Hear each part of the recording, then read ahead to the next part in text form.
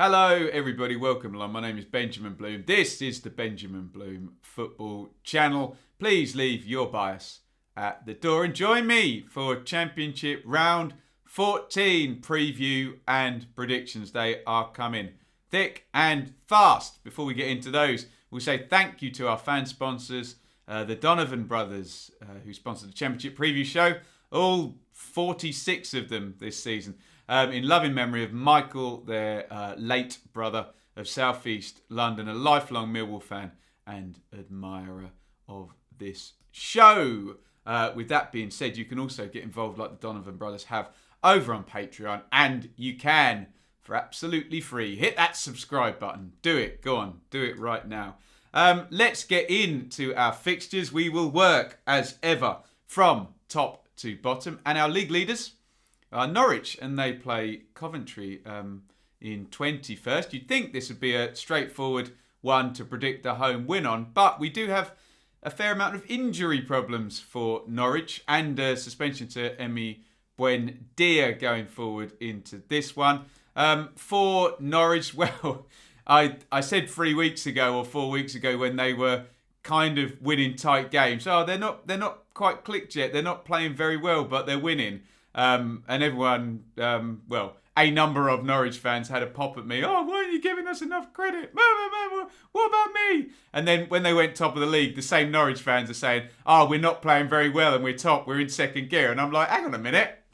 Speaking out both sides of your mouth there. But hey, look, Norwich fans need to have something to be confused about, don't they? Are they a big club? Are they a little club? Are they too good for the Premier League? Are they too small for the Championship? An ongoing crisis in identity with Norwich fans that's lasted a fair old while, let's just say. They are the best team in this division at the moment. The form would tell us that as well. They're finding a way, and there's enough sustainability there for us to accept them as sustainable challengers for that title. Look at that last 8 games. 6 wins, 2 draws in there. Yes, there's been tight games, but as I said on my review earlier in the season, no, they're not at 18, 19 levels yet. But Buendia and Pukki both seem to be playing well at the same time. That'll be enough. That'll be enough. You can put those two players playing well in pretty much every single Championship team, and they'd shoot up the table. Probably they're that good, those two, particularly Buendia. Let's talk about these injuries, though, because Tim Krul hurt his thigh in the game against Stoke. So Michael McGovern is now going to come in. Will that affect them disproportionately? Krul has been excellent this season. Aarons will be there. Hanley will be there. Gibson will be there. I think Zimmerman's fit. Might even go 3 at the back, mightn't they, hey? We've never seen Farke do that. Has Farke done that? Some Norwich fan will let me know in the chat. Quinteer, I think, is still out. So Sorensen, the midfielder, will continue at left back. Tetty had to come in for Rupp. So you assume Skip will be there. We'll see who his partner is. Buendia will be suspended, won't he? He was sent off. Stiepermann and Pukki will probably play, but they were both complaining and had Knox Pukki complaining about his hamstring as well. Josh Martin came in, but I think there is still Placheta there. So loads of injuries for Norwich. Dowell and McLean and Mumba. I think Hugo might be hurt. I'll probably forget about 5 of them as well. There's loads of injuries for Norwich is all I'll say. I can't count them all up. I know a number of clubs have injury crises. Norwich can count themselves fortunate that they are a relegated Premier League team and do have a squad that can still put out a pretty damn good team, even with all of those injuries. Other clubs would be playing under 17s now, I think, with as many injuries as Norwich have got, but we'll find out. I always thought that the real one, if you took out the Norwich team, that would then see them start to struggle would be Buendia, maybe then Pukki, and Krul and Aarons would probably be the next one. So Buendia is going to be suspended. Pukki will still be there. Krul won't. So swings and roundabouts here as to how they are affected. Coventry, well, I suspected they would improve, and they have got 4 points from the last 2 games. Tyler Walker in amongst the goals. They've switched to a back 4 from a back three. I did, as I say, estimate that coming towards Christmas that they would trend upwards given what the fixtures were. The question in this one is, look, if Buendia, Krul, Aarons, Pookie were all on the pitch, I would easily be forecasting a Norwich win here, but they're not.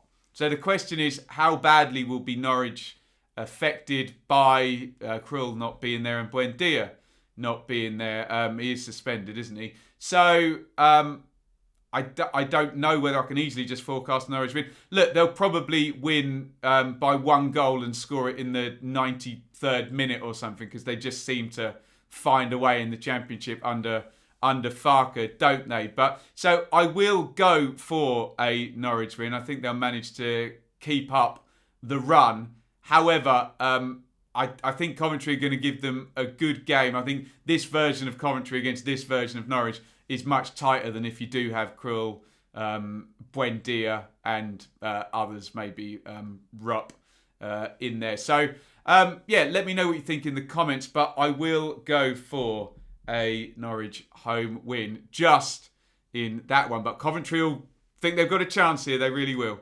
Rotherham versus Bournemouth. Bournemouth trucking along nicely and in second position. Solanke, Brooks, Danjuma is the front three for them, and that's been stayed now over a few games, hasn't it, since David Brooks fully got back. And no coincidence there, bang, bang, bang, 3 straight wins. We saw the brilliant comeback on our watch along in the game against Reading, didn't we, last weekend? Seems only 10 seconds ago. So Bournemouth moving along really nicely. They do not have the injury problems that Norwich have up the top there, and they look a bit further on in their progression than Watford do, let's just say, in terms of just finding the style and executing. So Bournemouth looking good, actually. Rotherham, well, they went under to QPR 3-2. Where are the wins coming from? You can see one there against Preston and one against Sheffield Wednesday. So both of them at home. Good one against Preston, but punished Wednesday at a really, really bad time there on the Gary Monk early red card as well in that one. It's tricky not to just forecast a Bournemouth win. Obviously, Rotherham are a good competitive side. They'll make it tough. But you would have to go with the big boys in this one, wouldn't you? Predictable as it may seem, you just can't see Rotherham. I think Rotherham could score in this one for sure with their good wide players and ability to create big chances from crosses. But can they shut out Danjuma? I think King might even return from isolation as well. Brooks, Solanke, Stanislas even scored 2 goals in the last game. Lewis Cook banged one in from 30 yards against Reading. There's goals in that Bournemouth team for sure, isn't there? So I've gone for an away win. Moving on next, and Reading and the slide halted with a draw at Millwall. There, Lucas João in the goals, continuing his brilliant season. So the story of Reading was 7 wins and a draw in the first 8, then 4 straight defeats, and then that draw at Millwall, which will do them, won't it? They will take that. Sorry, it's annoying hair on my cheek every 2 seconds is massively irritating. I'm sure it's irritating for you as well. Even more for me. I can actually feel it. There you go. It'll be back in a second. In terms of Bristol City, lovely little run for them. 10 points in 4 games. Managing to keep a clean sheet, or 3 clean sheets in a row now, since they went... well, I was going to say since they went with the front 3 against Cardiff, but they did change that back in the last game, didn't they? But they are seeming to be able to do a good job of sitting and striking and getting wins. And yeah, 3 straight clean sheets, and especially given they've done Cardiff away there and Watford at home, which are tricky opponents. I know Cardiff are down the table, but that's a derby game for Bristol City, isn't it? So they are looking good, and they will have Chris Martin and Naki Wells fresh, won't they? I'm not sure on the status of Thomas Callas. He wasn't there in midweek there. For Reading, they're just bedding back in the players that they were missing. Moore had obviously come back. Estevez got a rest, didn't he, Maite made his return. Ajaria is there. I suppose just waiting for John Swift now in terms of getting back into that first team. I'm sure he would happily drop into that number 10 position. Michael Elise on the bench. So plenty of good options there. I think given the way that these two teams now both, with that little tweak in Bristol City in recent weeks, are happy to sit and then strike, I think we might get a bit of a Mexican standoff here. We'll call it an M4 standoff. So I will go for a draw in this one between Reading and Bristol City. Moving on, Forest versus Swansea is our Sunday afternoon watch-along.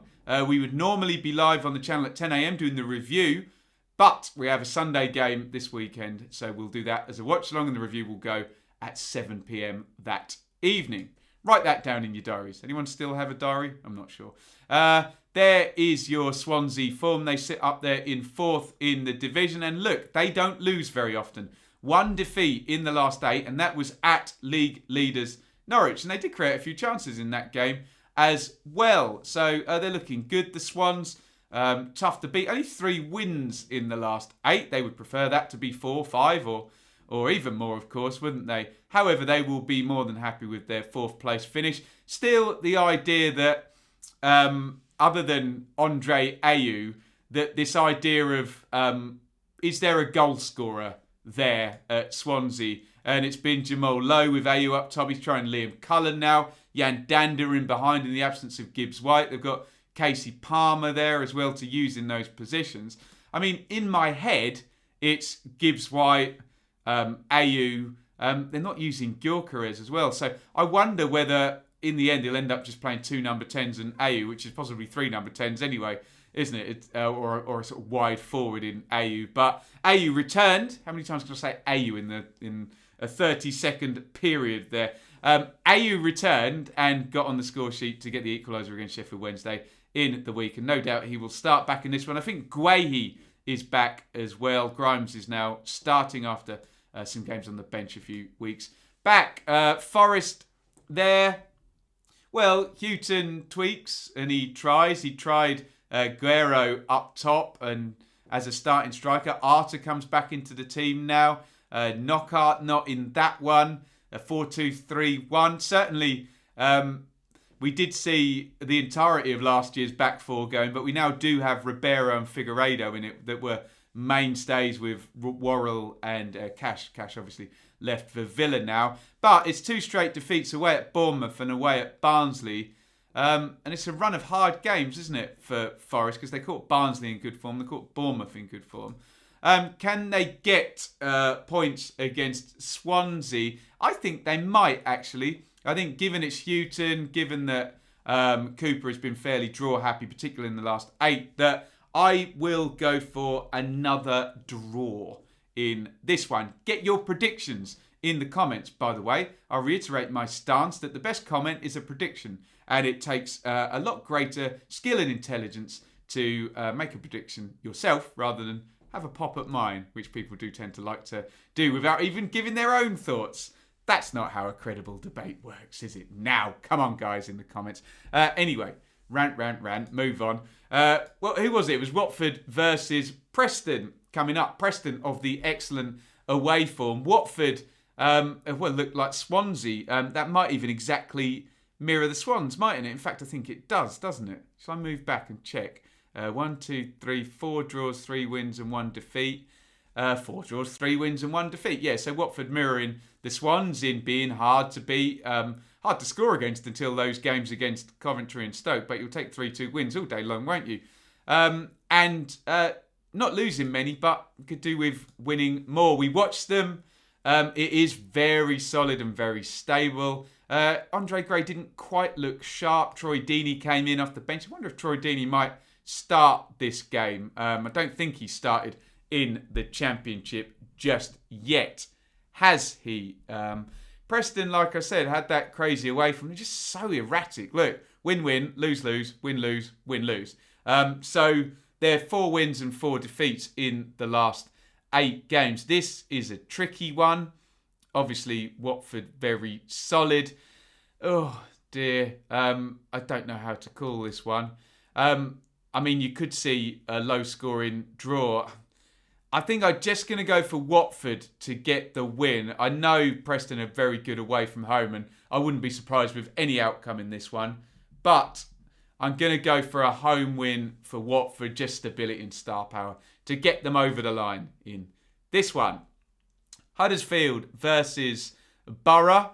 Look at Borough. They're also going to give us 4 wins, 3 draws, and a defeat in that.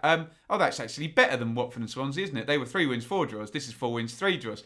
That only defeat came at home to Norwich, and they did get a penalty, and the taker, who was it? It's Tavernier, slips over on the run-up. So they could have easily got something from that Norwich game as well. They look lovely and settled. Duncan Watmore now in there as well. That looks like a proper Warnock project for the season, doesn't it? The ex-Sunderland player there. They don't concede many chances. They don't concede many goals. In fact, by God, in those 8 games, they've conceded 2 goals. Am I counting that right? God, that's impressive, isn't it? Wow. They come up against Corberon's Huddersfield side, who are nice and creative and score some lovely goals. However, only 2 wins in those last 8, 4 defeats in that. I suspect being this is an away game, that plays more into the idea that Borough are going to be very stiff and very tricky to play against, and may well end up as a draw. You'd make Borough maybe favourites if this was up at the Riverside. So I'm going to go for a draw in this one. That is our 6th game. Get your predictions in the comments. Put your rationale as well if you really, really want to. Sheffield Wednesday versus Stoke City. Apt that a great manager in Tony Pulis at Stoke plays Stoke in his 3rd full game here. Quick return there against his former employer for many, many years. Let's do Stoke first, who I'm telling you that they're going to grind. They're going to grind. And I said this a few weeks ago. When am I going to see sort of back-to-back wins and, 10 points from 4 from Stoke? And look, we're still not getting it, are you? We got the back-to-back wins against Huddersfield and Reading, but still, across those 8 games, if I can do this quickly, 3, 6, 9, 12, 13. So really, to have got them in the playoffs, they'd want 14, 15, 16 for the 2 points per game across the 8, and they're just never quite hitting that across, 4 or 5 games. And you need that consistency, which you've not quite got yet in terms of actually, 1.6, 7, 8 points per game and getting up into those regions. Sheffield Wednesday, well, Pulis in there. I mean, he arrives and you get the defeat there at Preston, but with the red card and a good draw away at Swansea. Look, this has just got pragmatic written absolutely all over it from both sides, hasn't it? It's a difficult one, isn't it? Because Stoke could nick it 1-0. Sheffield Wednesday could nick it 1-0, or it could be a very low-scoring draw. I don't see a 3-2 or anything of that nature particularly happening. So I'm having issues with my earpiece there. God. Oh, you tell me. Let's go for a random one then. Let's go for Sheffield Wednesday to actually win this one. Just on the Pulis narrative facing Stoke. But honestly, could go any way, couldn't it? You tell me in the comments. Go on. Put your money where your mouth is. Brentford versus QPR, which I'm very much looking forward to, is tonight's watch along. I know QPR fans don't particularly like this matchup. It's a local derby with some bit of needle. If you ever listen to the old Brentford announcer there, he doesn't like QPR, does he?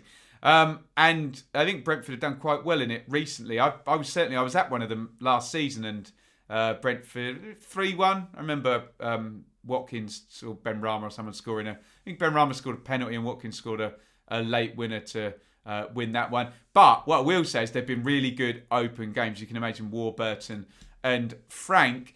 Brentford into more Brentford mode in the last game with the victory. And as much as I've said they've not clicked yet, look, there's only 1 defeat in 8. But again, very, very draw heavy. However, draws there against Norwich, against Swansea and against Middlesbrough.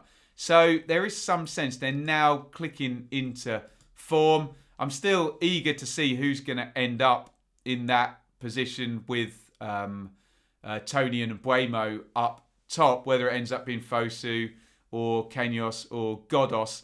I just suspect it'll be the best trainer and the best performer gets the shirt. It's up for grabs now, in the words of Brian Moore. Janelt's come in and helped out, hasn't he? Looks like another good Brentford signing. We're still awaiting Norgard, which certainly would help them. And Janssen's return, very helpful there. QPR, very open, attacking, in good form actually. I think 10 points from the last 5. Bright Samuel starting and scoring in the last game with Chair and Willock and Dykes. So attacking, can Dykes actually score from open play? We'll find out. But I think it's going to go Brentford's way again, I have to say. Rangers fans won't like that. But I can just see Brentford now clicking, and we see them move on up the table towards Christmas, probably in the top 6 by Christmas, if my perception of this league and of Brentford and their position within this hierarchy of this league is correct. I've gone for a Brentford home win, and also join me tonight, 7:30, for Brentford versus QPR on the watch along. Next one is Birmingham versus Millwall. And I mean, look, I know what you're all thinking immediately. It's Karanka, it's Rauer, it's a draw straight away. Let's try and do the analysis before we do or don't get to this. So Birmingham, well, 2 consecutive draws, following back-to-back defeats against Bournemouth and Wycombe. He did go with Jutkovic and Hogan in the last game. We're looking forward to seeing Halilovic, the new free agent signing that's coming at Birmingham. Jake Clark-Salter got in there. So there is a sense that he's trying to build this team up. They just need to execute better. I will say in Karanka's defence here, for the accusations of too boring, too pragmatic, etc., that if they'd taken the big chances in the last 2 games, probably could have won both of those games, or at least have 4 points rather than 2. For Millwall, it's just, where are the goals, isn't it? And, you know, if you look back, particularly over those last 4 games, 2 goals, 5 games indeed, 2 goals in the last 5. Troy Parrott tried up top. With you still got Zohor and Bradshaw. I'm laughing because with all of that being said, surely we've got to go for a draw in this one. Surely it's the most nailed-on draw in the world, which probably means it won't happen. But let's go for it anyway. Birmingham Millwall, Raut Karanka.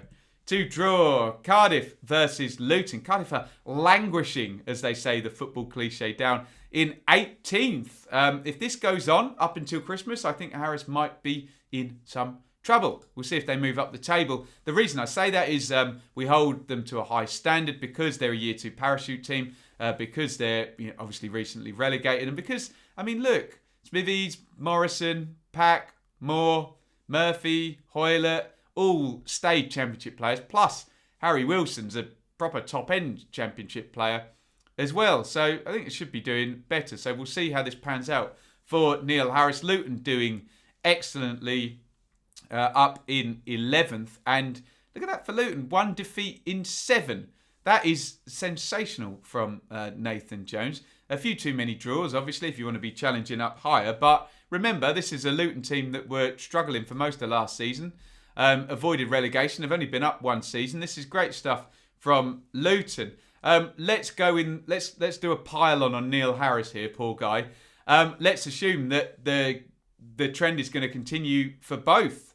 Let's go for a controversial Luton away win, and the pressure to be heaped on to Neil Harris. Really, should Luton be winning away at Cardiff? Probably not. But hey, it's a bit of fun, isn't it, in the predictions? Get yours in the comments.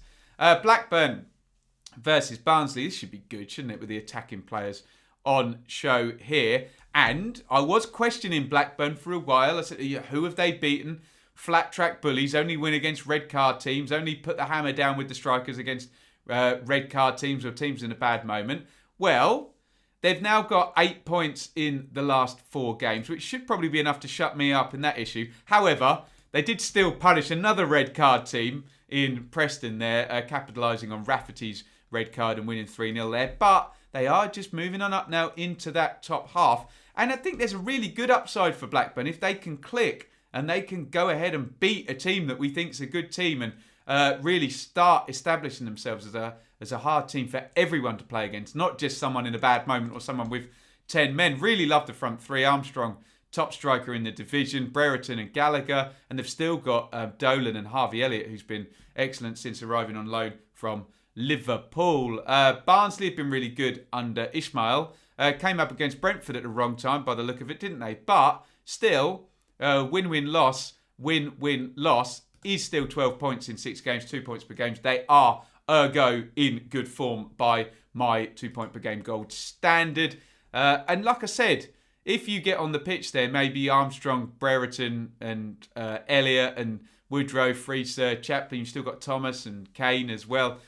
It should be a really good, fun game. I hope it's not a drab 1-0 or 0-0 either way, but has the potential to be like a 3-3 or something like that. But look, I've been sceptical about Blackburn, so let's get behind them for this one. Let's go for a Blackburn home win, and they can start to prove to me that they're a good side. I do think Barnsley are a good side, by the way, but I'm going to go for Blackburn in this one. I think this is our last one. It must be because it's 22nd versus 23rd. 1, 2, 3, 4, 5, 6, 7, 8, 9, 10, 11. Yes, our 12th game. And apologies again, I missed one out in the review the other day, didn't I? QPR and Watford. So I'm not missing anything out today. Derby, oh God, my voice, it's like I'm talking and I'm all excited. And then Derby, oh dear. And I go into sympathetic mode for poor old Derby, who are bottom of the league in horribly bad form. 4-game losing streak. Wayne Rooney has decided that he's going to take himself and make him unavailable for selection in this game. So he's really going to focus on coaching and definitely not going to be playing. So we know that change is going to happen. Does that mean Shinnie comes in? I don't know about his status there in central midfield. They're decent Championship players. Just got no confidence at the moment. Derby, no leadership. Steve McLaren is now there. Maybe he'll take more of a hands-on role, trying to help out and get them out of this horrendous 4-game lose streak. And it's only been 1 win all season, hasn't it, in the 13 games thus far. There are assets there going forward, but they're just not scoring any goals. And I think the idea that the possession is always very high number of passes completed, but just too slow and in the wrong areas. They're not executing what they're being asked to do. Maybe need to throw a bit of caution to the wind. Try a few more passes from back to front. Die on your sword. Try a few more key passes. Try and play some through balls. And if you have less possession, so be it. You know, you might create that chance. I do like Waghorn, but no one's scoring at the moment for Derby. Wycombe on a really good run actually for them. Look, 1 defeat in 6, and that includes games against Watford and Brentford in there as well. Only lost to Forest in that run. So Wycombe looking far, far improved. It's a tricky one, isn't it? I think Wycombe can get something from this one. It's the right time for sure to play Derby. Need to complete the takeover. They need to sort the managerial position out. So I think Wycombe are going to go there, keep it tight, and get a point. So Derby are not going to lose a 5th straight game, possibly, but let's say a draw in this one. Right, I think we've done them all. Thank you again there to our fan sponsor. Before I round up my predictions, we'll say thank you to the Donovan brothers in love and memory of Michael of South East London, lifelong Millwall fan, admirer of this show. Brilliant stuff from the Donovan boys. There, hit that subscribe button as well. I'm going to go through all of my predictions real quick. Let's bang through these. Norwich Coventry, I've gone home win. Rotherham Bournemouth, I've gone away win. Reading Bristol City, draw. Forest Swansea, draw. Watford v Preston, home win. Huddersfield Borough, draw. Sheffield Wednesday Stoke, home win. Brentford QPR, home win. Birmingham Millwall, draw. Cardiff Luton, away win. Wow. Blackburn Barnsley, home win. And Derby versus Wycombe, I've gone for a draw. As ever, the point of this show is to have a bit of fun, preview the games, throw the predictions out. Please get your comments in. Get involved with your predictions. The point of this is not to upset anybody. Yeah, we know football supporters have their own self-esteem attached to their football club. And when a long-haired man on the internet says that their football team are going to use, sometimes that hurts here, doesn't it? That's not the point here. They're just some predictions, okay? So get your own in, and don't worry if I've predicted your team to lose. Don't take it personally. A lot of people sadly do and not quite understand the spirit of what we are trying to do here. Join me tonight for Brentford versus QPR. There will not be a midday watch-along tomorrow on Saturday because we're going to be doing a Dearly Departed later in the evening. So I'll be doing the super stream at 3 p.m. But I can't remember what the early kickoff game is. Is it Reading and Bristol City? Can't quite remember. But we won't be doing that one. So apologies, but we're trying to balance things up and keep Dearly Departed and Championship, etc. And that's a Dearly Departed derby I'm doing as well, West Brom versus Sheffield United. We will, however, though, in recompense, be doing Forest Swansea as a watch-along at midday on Sunday. That means that the Championship review show will be on Sunday night at 7 p.m. We'll do that live. Come and join me for that. And then, for goodness sake, we'll be straight back in with the round 15 preview on Monday. So it never ends. Get involved on Patreon, buy some merch, etc. Hit the subscribe button. I know the advert's going to say all of that, but people sometimes click off before that, don't they? So thank you, everybody, for watching. Get your predictions in for round 14 of the Championship. Over and out. Thank you so much for watching. If you enjoyed this video, please hit the like button to see more videos from this channel. Hit the subscribe button and to be notified every time we upload. Ring the bell for those notifications to come through on your device. If you really want to support the channel and me as a content creator, I will be eternally grateful if you head over to the merch store and grab something, or support over on Patreon, patreon.com/Benjamin Bloom. Thank you for your time. Go and watch another video.